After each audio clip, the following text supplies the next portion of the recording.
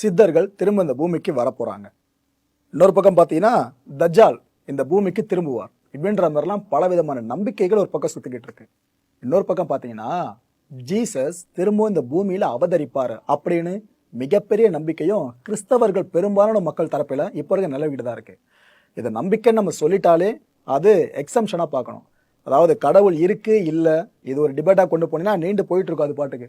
ஆனால் கடவுள் இருக்குன்றது ஒரு நம்பிக்கை, இல்லைன்றது ஒரு நம்பிக்கை. அதனால மற்றவங்க நம்பிக்கையில் நம்ம எப்பவுமே விரல் விட்டு பார்க்கறதே கிடையாதுங்க. அந்த வகையில் யாரோட மனசையும் புண்படுத்தாமையே இந்த கான்டென்ட்ல முழுக்க முழுக்க நம்ம டிராவல் பண்ணுவோம். நம்ம இசைப்புகள் ஏ ரஹ்மான் சார் இருக்கார்ல, இவர்கிட்ட ஒரு நேர்காணல ஒரு தொகுப்பாளர் கேட்டிருப்பாரு, நீங்க உங்க வாழ்க்கையில யாரை சந்திக்க ஆசைப்படுறீங்க சார் அப்படின்ட்டு. அப்ப ரஹ்மான் சார் யோசிச்சுட்டு சொன்ன பதில் என்ன தெரியுமா?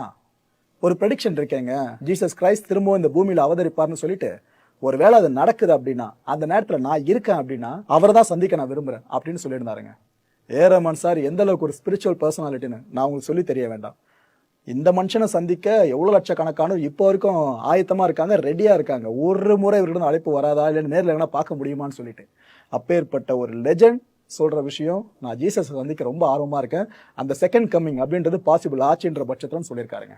ஓகே, அடுத்தபடியா சுவாமி விவேகானந்தர் அவர்கள் இருக்காங்களே, இவர் ஜீசஸோட தீவிரமான பக்தர் அப்படின்றது எத்தனை பேர் தெரியும்? ஏன்பா விவேகானந்தர் அப்படின்னா இந்து மார்க்கம் சார்ந்து பெருசா பார்ப்பாங்க, ஆனா இவரே ஜீசஸ் சார்ந்து பார்க்கறாருன்னு கேட்டீங்கன்னா உண்மை அதுதான். இவரை பொறுத்த வரைக்கும் இந்த சாமியை தான் வணங்கணும், இந்த மதத்தை மட்டும் தான் பின்பற்றிட்டு போகணும், மற்ற மதங்கள் எல்லாத்தையும் நம்ம தூற்றணும், இது போல நினைக்கிற கேவலமான பர்சன் கிடையாது. எல்லா மார்க்கங்களையும் யார் ஒருத்தர் ஈக்குவலா பார்க்குறாங்களோ, மார்க்கங்களில் சொல்லப்பட்டிருக்க நல்ல விஷயங்களை மக்கள்கிட்ட கொண்டு போய் போதிக்கிறாங்களோ அவங்க எல்லாருமே புனிதர்கள் தான். அந்த வகையில் இவரே நம்ம பார்க்கலாம். சுவாமி விவேகானந்தர் ஒரு முறை சொல்லியிருப்பாருங்க, என்னோட இதய ரத்தத்தால அவரோட கால்களை கழுவுவேன்னு சொல்லியிருக்காரு. சொன்னது சுவாமி விவேகானந்தர் அவர்கள் ஜீசஸை பத்தி. இதுல உங்களுக்கு தெரிஞ்சிருக்கும் ஜீசஸ் அவர்களை விவேகானந்தர் அவர்களுக்கு எந்த அளவு பிடிச்சிருக்குன்னு சொல்லிட்டு. ஜீசஸ் கிரைஸ்டோட அந்த செகண்ட் கம்மிங் இருக்குல்ல, இதை சார்ந்து இந்த இறை வசனங்கள் இருக்கும் பாருங்க. இந்த பைபிள்லாம் பார்த்தீங்கன்னா நிறைய வசனங்கள் கொடுத்துருப்பாங்க. பைபிளே நிறைய வேர்ஷன்ஸை பிரிச்சு வர வச்சிருப்பாங்க, முன்னேற்பாட்டு பின்னேற்பாடு, அது நிறைய வகைகள் இருக்கும். இது எல்லாத்துலயும் சேர்த்து சில அதிகாரங்கள்ல இந்த ஜீசஸ் செகண்ட் கம்மிங் சார்ந்து பல விஷயங்கள் குறிப்பிடப்பட்டிருக்கு. அதுல ஸ்பெசிபிக்கா சொல்றதா இருந்தா மேத்யூல எடுத்துக்கிட்டீங்கன்னா 24ல இருந்து 25வது அதிகாரங்கள்லயும், மார்க்ல 13வது அதிகாரத்திலையும், லூக்கால 21வது அதிகாரம், அப்புறம் இந்த ஃபர்ஸ்ட் கொரிந்தியன்ஸ்ல 15வது அதிகாரமும், அப்புறம் ஃபர்ஸ்ட் தெசலோனியன்ஸ்ல 4ல இருந்து 5 அதிகாரங்கள் வரைக்கும், அப்புறம் ஃபர்ஸ்ட் டிமோத்தில 4வது அதிகாரம், செகண்ட் டிமோத்தில 3வது அதிகாரம், அண்ட் கடைசியா ஜக்காரியால எடுத்துக்கிட்டீங்கன்னா 14வது அதிகாரம்னு இத்தனை அதிகாரங்கள்ல ஜீசஸோட செகண்ட் கம்மிங்கை பத்தின பெரிய நம்பிக்கை குறிப்புகளா இருக்கு. இதே குறிப்புகளோட நீட்சியா இன்னும் சில விஷயங்களையும் சொல்றேன். அதாவது ஜீசஸ் ஏற்கனவே ஒரு முறை பூமியில அவதரிச்சிட்டாரு, அதுக்கப்புறம் நடந்த விஷயங்கள் உங்களுக்கே தெரியும், நம்ம இப்போ வரைக்கும் கடவுளை போட்டிருக்கிட்டு இருக்கோம். இது ஃபர்ஸ்ட். இப்போ செகண்ட்ன்றதான் செகண்ட் கம்மிங்கை இப்போ வரையறுத்துக்கிட்டு இருக்காங்க. அப்படி ஜீசஸ் அவர்கள் ஒருவேளை இந்த பூமிக்கு வரார் அப்படின்னா அப்ப சில அறிகுறிகள் தென்படும்னு சில குறிப்புகள் இருக்கு. இதை சார்ந்து பார்த்தீங்கன்னா சூரியனை மாதிரி இந்த உலகத்துக்கே ஒரு பொழுதுல ஒரு நிகழ்வா ஜீசஸ் கிரைஸ்டோட கம்மிங் இருக்கும் அப்படின்னு சொல்றாங்க.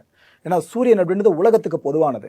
அதை எப்படி உலக நாடுகளால எல்லா நாடுகளையும் பார்க்க முடியுமோ அதே மாதிரி தான் ஜீசஸோட கம்மிங்க ஒரே நேரத்தில் உலக நாடுகளே உற்று நோக்குற அளவுக்கு இருக்குன்றாங்க. ரெண்டாவது விஷயம், இந்த வான் மேகங்கள் இருக்குல்ல, அதன் மீது ஜீசஸ் தன்னை வெளிப்படுத்துவார் அப்படின்னும் அவரை பார்க்குற மக்கள் மாரடிச்சு புலம்புவாங்க அப்படின்னு சொல்றாங்க. கடவுளை நீங்க நேரில் பார்த்தீங்கன்னா என்னங்க செய்வீங்க? க்ளூலஸ்ல ஆக்சுவலாக இப்போ திருப்பதி நம்ம போகிறோன்னு வச்சுக்கோங்க, அங்கே போயிட்டு அந்த சாமியை நேரில் பார்க்கும்போது நாம நிறைய விஷயங்களை வேண்டணும்னு சொல்லி இங்கே நினச்சிட்டே போவோம். ஆனால் மலையெல்லாம் ஏறி முடிச்சு அந்த கூட்டத்தில் சிக்கி அதுக்கப்புறம் ஒரு வழியாக அந்த கருவறைக்கு முன்னாடி சாமியை அப்படி பார்க்கும்போது நாம் என்னென்ன வேண்டணும்னு நினச்சிட்டு இருந்தோம் எல்லாமே பிளாங்க் ஆகிடும். அப்படியே கடவுளை பார்த்து நின்றுட்டு இருப்போம். இதே மாதிரி தான் இந்த ஒரு சினாரியோ நடக்கும்ன்றாங்க. கடவுளை இந்த ஜீசஸ் அவர்கள் வர்றப்ப உலக மக்கள் அவரை பார்க்கும்போது மாரடிச்சு புலம்புவாங்க, அவங்களோட பாவங்களை நினைச்சு அவங்க வருந்துவாங்கன்னு சொல்றாங்க. இதுக்கு பிற்பாடு ஜீசஸ் ஒரு தூதரை அனுப்பி செலக்டட் பீப்புள்னு சொல்றாங்க, தேர்வு செய்யப்பட்டவர்கள்னு, இவங்க எல்லாரையும் ஒன்று சேர்ப்பாராம்.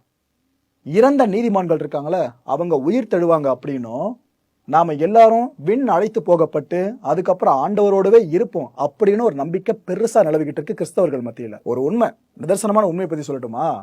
ஜீசஸோட செகண்ட் கம்மிங்கை பத்தி இது வரைக்கும் யாருக்கும் தெரியாதுங்க. இது வரைக்கும் யாருக்கும் தெரியாது. அதுவும் தந்தைன்னு ஒரு வார்த்தை உள்ள வருது. அத நம்ம ஜீசஸ் அவர்களே ஃபாதர் தான் சொல்லுவாரு, இந்த பரமபிதாலாம் சொல்லுவாரு, நிறைய நீங்க கேள்விப்பட்டிருப்பீங்க. அவருக்கு மட்டும்தான் தெரியும், மற்ற யாருக்குமே தெரியாதுன்றாங்க. இதை ஒரு வசனமா உங்களுக்கு சொல்றேன். மேத்யூ 24:36 இதுல எடுத்துக்கிட்டீங்கன்னா, அந்த நாளையும் வேளையையும், அதாவது இரண்டாம் வருகை நாள் இருக்குல்ல, அதையும் அந்த நேரத்தையும் பத்தி தந்தை ஒருவரை தவிர வேற யாருக்குமே தெரியாது, விண்ணக தூதருக்கோ மகனுக்கோ கூட தெரியாதுன்னு அந்த வசனத்துல குறிப்பிடப்பட்டிருக்கு. நிறைய பேர் நினைச்சிட்டு இருக்கிறது ஜீசஸ் அப்படின்றதான் இவரோட இயற்பெயர்னு சொல்லிட்டு. அவருடைய இயற்பெயர் ஜீசஸ் கிடையாதாங்க. இதை நிறைய ஆய்வாளர்கள் அவங்களோட பல்லாண்டுகள் ஆய்வு முடிவுகளை வெளியிட்ட ஒவ்வொரு தகவல்கள் அதை அக்குமுலேட் பண்ணி தான் உங்களுக்கு சொல்றேன். தூதுவர் ஒருவரால இவருக்கு வைக்கப்பட்ட பெயர் தான் ஜீசஸா. ஆக்சுவலா அந்த ஜீசஸ் அப்படின்ற பேரு இந்த ஃபர்ஸ்ட் செஞ்சுரி இருக்குல்ல, 1ஆம் நூற்றாண்டு, அந்த டைம்ல ஒரு காமன் நேமா இருந்துச்சாங்க, பொதுவான பெயரா இருந்துச்சான். உதாரணத்துக்கு இந்த ராஜ அப்படின்ற அந்த பட்டம் இருக்கு பாத்தீங்களா, இதை சோழர் காலத்துல பெருசா பார்த்திருப்போம். இதுவும் ஒரு பொதுவான பெயரா தான் இருந்திருக்கு. இந்த சோழர்கள்ன்ற பேர் எப்படி இருக்கு, இதுவும் ஒரு பொதுவான பேர் தான் அந்த காலகட்டத்தில் இருந்திருக்கு. அதே மாதிரி தான் ஜீசஸ் அப்படின்ற பெயரும் அந்த ஃபர்ஸ்ட் செஞ்சுரியில ஒரு காமன் நேமா. ஜீசஸ் கிரைஸ்டோட பிறப்பு சார்ந்தா இருக்கட்டும், அவரோட அடுத்த கட்ட நீட்சிகள் சார்ந்தா இருக்கட்டும், இந்த உயிர் தெழுதல் சார்ந்தா இருக்கட்டும், இதுல இந்த புனிதர்கள் மத்தியிலேயே சில முரண்பாடுகள் ஏற்பட்டுக்கிட்டு தான் இருக்கு. ஸ்பெசிஃபை பண்ணி சொல்றேன். ஜீசஸோட பிறப்பு பத்தி பாத்தீங்கன்னா மத்தேயு அண்ட் லூக் இந்த 2 நபர்கள் சொல்ற விஷயங்களை எடுத்து பாத்தீங்கன்னா ஒண்ணுக்கு ஒண்ணு வேறுபட்டு இருக்கும். அதுவும் ஒரு சிலர் பாத்தீங்கன்னா ஜீசஸோட பிறப்பை பத்தி பெருசா குறிப்பிடாம கூட இருந்திருப்பாங்க. இந்த அளவுக்கு முரண்பாடுகள் எதுக்காக ஏற்படணும்? ஜீசஸ் அப்படின்றவரு இந்த மண்ணில வாழ்ந்தவர், மக்களோடு மக்களா கலந்து வாழ்ந்தவர்னா அவரை பத்தின A to Z குறிப்புகள் எல்லாமே இருக்கலாமே, அதே எல்லாருமே அடுத்தடுத்து வர்றவங்க சொல்லி இருக்கலாமே. பட் எதுக்காக அந்த இடத்துல மிஸ் ஆகுதுன்னு ஒரு மிகப்பெரிய தேடல் இன்றளவுக்கும் பெருசா போய்கிட்டு தான் இருக்கு. இந்த ஆய்வு இன்னும் முடியலங்க, இன்ன வரைக்கும் நீண்டு போயிட்டு தான் இருக்கு. பல மொழிகள் பேசும் வல்லமை கொண்ட நபரா ஜீசஸ் கிரைஸ்ட் அவர்கள் அந்த காலகட்டத்தில் வாழ்ந்திருக்கலாம்னு இப்போதைக்கு பல அறிஞர்கள் சொல்லிக்கிட்டு இருக்காங்க. மெகா அற்புதம் இவர் நிகழ்த்தினதுல எதுன்னு பாத்தீங்கன்னா ஜீசஸ் கிரைஸ்ட்னால அற்புதங்களுக்கு பேர் போனவர். அதுல அவர் நிகழ்த்தின மெகா அற்புதமா பார்க்கப்படுறது செத்து போன 3 பேருக்கு அவர் திரும்ப உயிர் கொடுத்து எழுப்பினதா சொல்லப்படுதுங்க. இல்ல கடைசியா முக்கியமான ஒரு விஷயம், இந்த குருசிஃபிக்ஷன் இருக்குல்ல, அதாவது சிலுவையில அறையிறது. ஜீசஸ் கிரைஸ்டையும் சிலுவையில அரைஞ்சதா கொண்டிருந்தாங்க, கண்டிப்பா உங்களுக்கு தெரிஞ்சிருக்கும். அப்பேற்பட்ட இந்த சிலுவையில அறையிற முறை அப்படின்றது ரோம்ல ரொம்ப ரொம்ப ரேர்லாம் கிடையாதான். ஏன்னா நிறைய பேர் அது ஒரு அரிதான நிகழ்வுன்னு சொல்றாங்க, அது அரிது கிடையாதாங்க. அங்க கொடுக்கப்படுற தண்டனைகள் இருக்கு பாத்தீங்களா, அதுல ரொம்ப பழக்கப்பட்ட புழக்கத்துல இருக்க ஒரு தண்டனை தான் இந்த குரூசிஃபிக்ஷன்.